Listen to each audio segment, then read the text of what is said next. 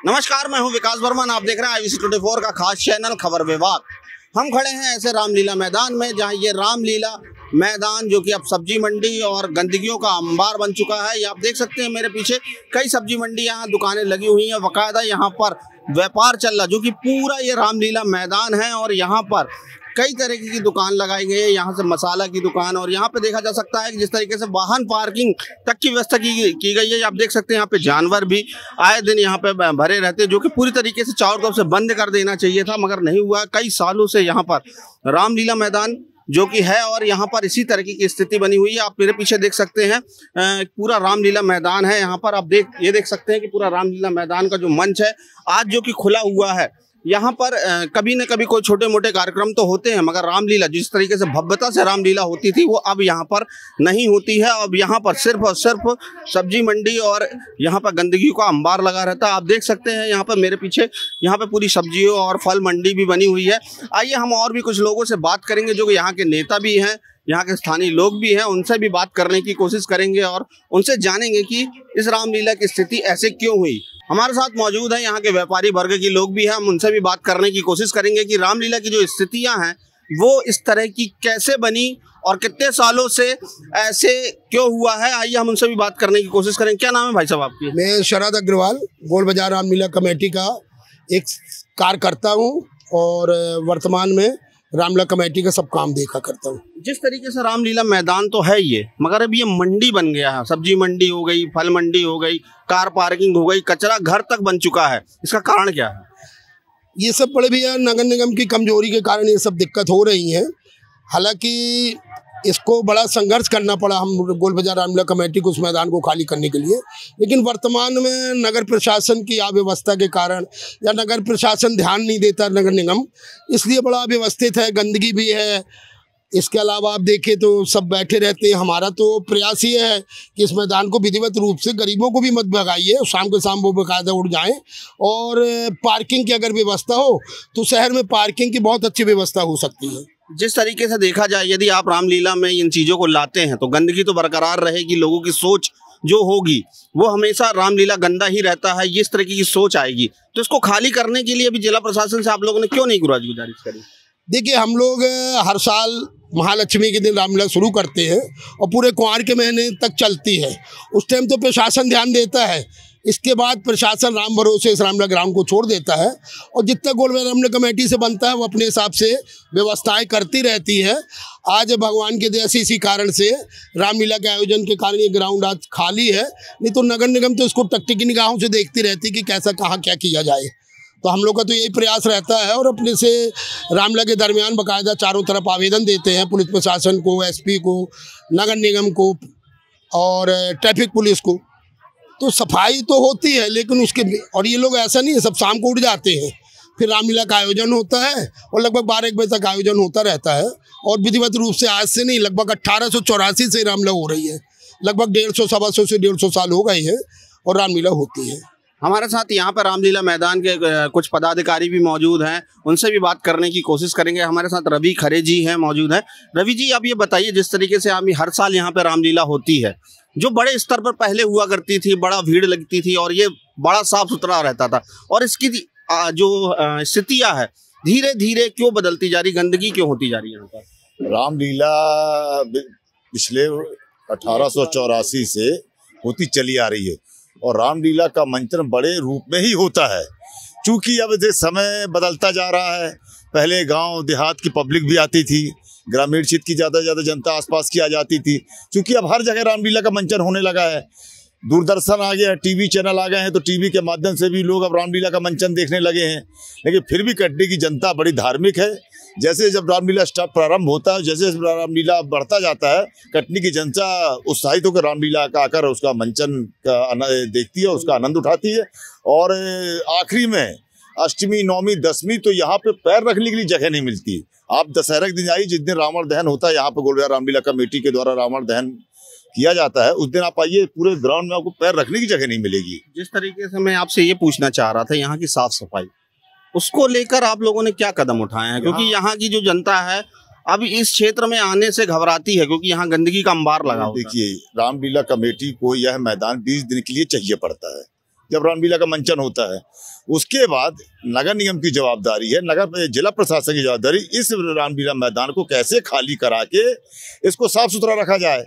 Committee समय समय पर जिला प्रशासन को, नगर निगम प्रशासन अवगत कराती रहती है कि यहाँ पे ऐसे कुछ असामाजिक तत्व आ गए हैं या अतिक्रमणकर्ता आ गए हैं, आप इनको अलग कीजिए। तो भाई नगर निगम रामलीला कमेटी तो आगे खाली नहीं करवाएगी, उसको करेगी तो जिला प्रशासन और नगर निगम कराएगी।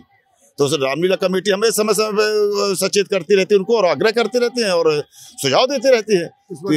तो इस बार भी 8 अक्टूबर से रामलीला का मंचन होना है, और रामलीला कमेटी फिर से पूरे कलेक्टर को, एसपी को, नगर निगम को जैसा संभव जहाँ जहाँ आवेदन और आग्रह करना पड़ता है। ये स्थिति ऐसे क्यों बनती कि हर साल आपको जद्दोजहद करनी पड़ती खाली कराने के लिए? ये तो आप प्रशासन से पूछिए क्यों रामलीला कमेटी को इतना परेशान होना पड़ता है। भाई रामलीला कमेटी तो अपना पूरा आग्रह कर लेती है कि भाई इस मैदान को खाली रखें आप, या शासन प्रशासन का जो भी उपयोग में आता हो, जब कोई भी कार्यक्रम उसके लिए आप उपयोग करें। अब यहाँ पे क्यों अब बैठे हैं तो सब्जी वाले या अन्य लोग, कमेटी इसमें क्या बता, कमेटी तो नहीं उठाएगी तो कोई प्रशासन उठाएगा। अच्छा, इन लोग के लिए जिस तरीके से गरीब वर्ग के लोग भी यहाँ पे व्यापार कर रहे हैं, इनके लिए कोई नई व्यवस्था करने के लिए आप लोगों ने कभी आग्रह किया? बिल्कुल किया आग्रह, कई बार किया कि इनको ऐसी जगह सुरक्षित बैठा दिया जाए कि इनका रोजगार भी चलता रहे और रामलीला मैदान भी सुरक्षित रहे। कई बार स्थान जो है सुझाव गए कि आप फॉरेस्टर पेड़ों के किनारे किनारे बैठा लीजिए, कहीं सब्जी मंडी बना लीजिए। हालांकि प्रशासन ने नई सब्जी मंडी बनाई है वहाँ पे पुराने बस स्टैंड के पास। आप उसकी हालत तो जानते होंगे क्या है, लेकिन चूंकि अब इतने संख्या में सब्जी मंडी में इतनी संख्या में लोग हैं सब्जी बेचने वाले या अन्य सामग्री बेचने वाले, क्या अब प्रशासन उनकी व्यवस्था नहीं कर पा रहा है। तब ये प्रशासन कहीं ना कहीं अब लगा हुआ है। ऐसा नहीं है कि हम प्रशासन नहीं लगा, प्रशासन इनकी व्यवस्था के रूप में लगा है, कहीं इनको हमेशा के लिए व्यवस्थित कर दिया जाता है कि बार बार इनको भी ना उठना पड़े, इनका भी गुजारे पेट पलता रहे। क्योंकि देखिए गरीब जनता कटनी कहाँ जाएगी, आज रोज कमाने खाने वाले आज इनको एकदम से भगा देंगे, यहाँ से हट जाओ तो कहाँ जाएंगे। भाई भारत वर्ष आज जो है इन्हीं के मार्फत तो जाना जाता है कि सब प्रकार के लोग भारत में रहते हैं, गरीब, अमीर, ऊंची जाति के, सामान्य जाति के, मध्यम वर्ग, रईस वर्ग। तो हमें तो सबका ध्यान रखना है ना। और गोल बाजार रामलीला किसी के लिए थोड़ी ना चाहिए किसी कोई बेरोजगार हो जाए। हाँ, लेकिन प्रशासन व्यवस्था कर रहा धीरे धीरे, और भारतीय जनता पार्टी की जो केंद्र मध्य प्रदेश में सरकार बैठी है और जो हमारे यहाँ पे जनप्रतिनिधि बैठे हैं वह इनकी चिंता करते हैं कि अगर रामलीला मैदान में अगर इनका कहीं और अन्य जगह अच्छे से अच्छा हो सके, व्यवस्था हो सके, तो उसका भी प्रयास जारी है। और रामलीला कमेटी हमेशा से इस बात में रही है कि किसी का रोजगार छीने बिना, किसी को बेरोजगार किए बिना, किसी को भी प्रताड़ित ना किया जाए, इनकी व्यवस्था कर दी जाए और गोल बाजार रामलीला मैदान भी सुरक्षित साफ सफाई रहे। आइए हम और लोगों से भी बात करने की कोशिश करेंगे और उनसे जानेंगे, जो शहर के व्यापारिक वर्ग के लोग भी हैं और लोग यहाँ पे लंबे समय से जानते हैं कि गोल बाजार रामलीला मैदान है। नगर निगम की जो दुर्दशा हो रही है इन दिनों, और ये हमारे साथ कांग्रेस के वरिष्ठ नेता भी मौजूद हैं, उनसे भी हम बात करने की कोशिश करेंगे कि जो नगर निगम द्वारा जो वहाँ पर साफ सफाई करनी थी नहीं हो पा रही है, जो कि वहाँ पे सब्जी मंडी में पूरा रामलीला मैदान तब्दील हो चुका है। आइए हम उनसे बात करने की कोशिश करेंगे, जो हमारे साथ वरिष्ठ नेता भी हैं कांग्रेस के। भाई साहब, जिस तरीके से जो रामलीला का जो मैदान है इन दिनों लगातार गंदगियों में और वहाँ की सब्जी मंडियों में चारों तरफ फैली हुई है, इसका कारण क्या है? कारण ये है कि जो गोल बाजार रामलीला में इंक्रोचमेंट सब्जी विक्रेताओं और फल विक्रेताओं और किराना के जो छोटे व्यवसायी हैं उनके द्वारा अवैध रूप से कब्जा कर लिया गया है। गोल बाजार रामलीला मैदान एक हमारा धरोहर है, हमारे कटनी की एक संस्कृति है। वहाँ दशहरा के समय रामलीला की शुरुआत की जाती है, जिसका कि अभी कुछ दिन पहले वहाँ भूमि पूजन हुआ है। लेकिन शहर के कुछ लोगों की नज़रें वहाँ पर गड़ी हुई हैं, जो कि हमारे शहर की संस्कृति को समाप्त करना चाहते हैं, वहाँ कॉम्प्लेक्स बनवाना चाहते हैं और इस प्रकार से अतिक्रमण कुछ राजनीतिक लोग वहाँ जानबूझ करके अतिक्रमण करवाए हुए हैं, जिससे कि वहाँ रामलीला होना बंद हो जाए। लेकिन हमारे शहर की धरोहर है, हम रामलीला कतई गोल बाजार में बंद नहीं होने देंगे और किसी भी प्रकार का कोई निर्माण नहीं होने देना चाहते हैं, क्योंकि शहर के अंदर एक बहुत ही अच्छी जगह है कभी भी गोपाष्टमी का कार्यक्रम, कोई भी कार्यक्रम, एक बड़ा कार्यक्रम होता है तो वहाँ करने में आसानी होती है, क्योंकि शहर के बीचों बीच है और स्टेशन के पास है।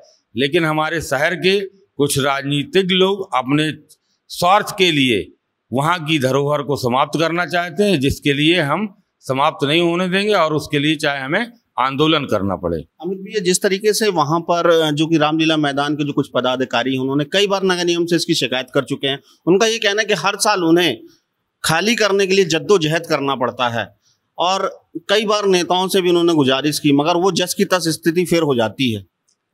बिल्कुल आपकी बात से मैं सहमत हूं कि हर बार वहां अतिक्रमण रहता है और उसे खाली कराने के लिए बड़ी मशक्कत करनी पड़ती है। लेकिन अब प्रशासन से हम निश्चित रूप से पहले से ही आवेदन, वहाँ के जो कमेटी के लोग हैं, रामलीला कमेटी के लोग हैं गोल बाजार, वहाँ उन लोगों ने आवेदन पूर्व से दे चुका है और उसे जल्द से जल्द बिना किसी के दबाव में आए वहाँ प्रशासन जल्द से जल्द उसे खाली करवाएगी। यदि प्रशासन किसी भी प्रकार की आनाकानी करती है तो हम प्रशासन से लड़ने के लिए भी तैयार हैं। जिस तरीके से अमित भी वहाँ पे कॉम्प्लेक्स बनाने की बात चल रही है और सब चीजें उन्होंने आवेदन भी किया हुआ है, तो सिर्फ और सिर्फ रामलीला मैदान का नाम ही रह जाएगा वहां पर। और जिस तरीके से रामलीला जो भव्य तरीके से होता था हर साल वहां पर, और भारी संख्या में वहां पे पब्लिक इकट्ठा होती थी, तो उसको रोकने के लिए कांग्रेस क्या कर रही है? मैं आपको ये बताना चाहता हूँ कि शहर के जनप्रतिनिधि फॉरेस्टर प्लेग्राउंड में भी कॉम्प्लेक्स दुकानें निकलवाना चाहते थे और अपने स्वार्थ के लिए दुकानें वहां से प्राप्त करना चाहते थे, लेकिन कांग्रेस के लोग ऐसा होने नहीं दिए हैं। और रही बात गोल बाजार रामलीला मैदान में कॉम्प्लेक्स बनाने की, जो कि शहर के अंदर मैंने अभी पूर्व बताया कि वो एकमात्र जगह है, हम वहाँ किसी भी प्रकार का कोई कॉम्प्लेक्स नहीं बनने देंगे। यदि ये टेंडर भी जारी करते तो इसके लिए हमें हाई कोर्ट जाना पड़े, हम हाई कोर्ट, सुप्रीम कोर्ट तक इसकी लड़ाई लड़ेंगे कि हमारी धार्मिक धरोहर को समाप्त न किया जाए। अभी बीजेपी की सरकार है मध्य प्रदेश में और केंद्र सरकार में, और यहाँ भी बीजेपी की महापौर बैठी हैं जो कि अपने आप को एक धार्मिक पार्टी का संगठन बताते हैं। ये लोग ही, इनके ही कार्यकाल में अधिक से अधिक मंदिर गिराए गए हैं भारत देश में और पूरे मध्य प्रदेश में। लेकिन ये इनकी नज़रें जो लगी हुई हैं यहाँ कटनी के गोल बाजार रामलीला मैदान में, इनकी मंशा को हम पूर्ण नहीं होने देंगे।